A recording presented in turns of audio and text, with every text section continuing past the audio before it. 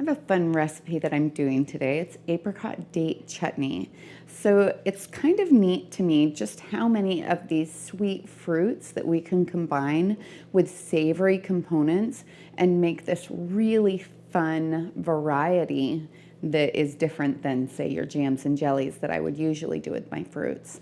So the chutneys tend to have a vinegar base as well as more of those savory ingredients like your onion and your garlic and all kinds of other spices. And it just tastes so good when you eat it on meat, particularly a pork chop. That would be my preference for this one.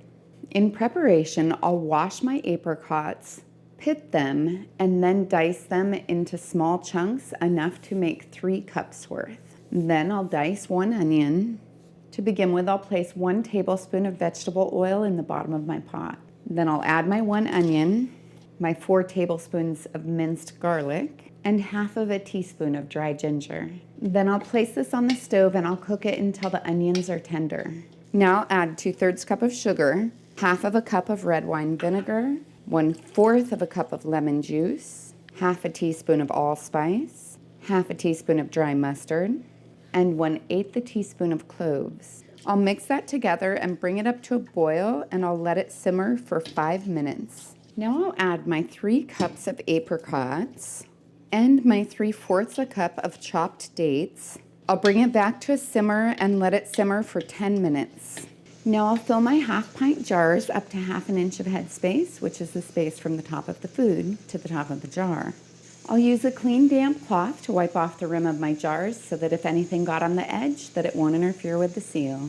I'll then place my lids and rings on until they're fingertip tight.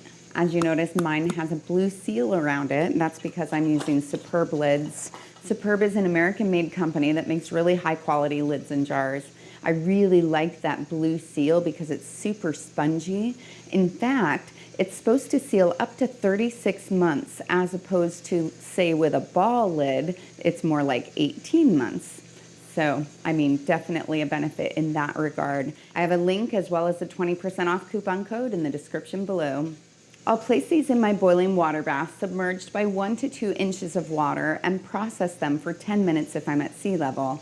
I'm at 1,200 feet, so I'll go for 15, but I won't start the timer until after it starts to boil.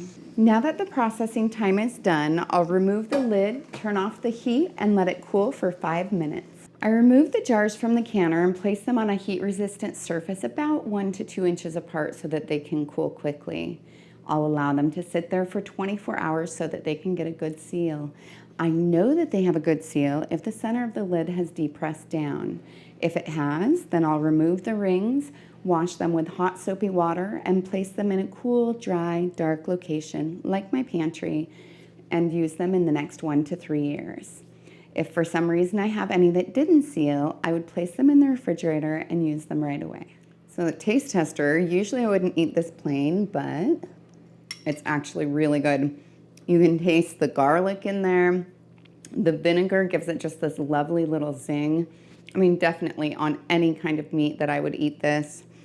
And, you know, I mean, there's so many other things you could maybe do with it as well. It's fun because it's like this savory, sweet combination.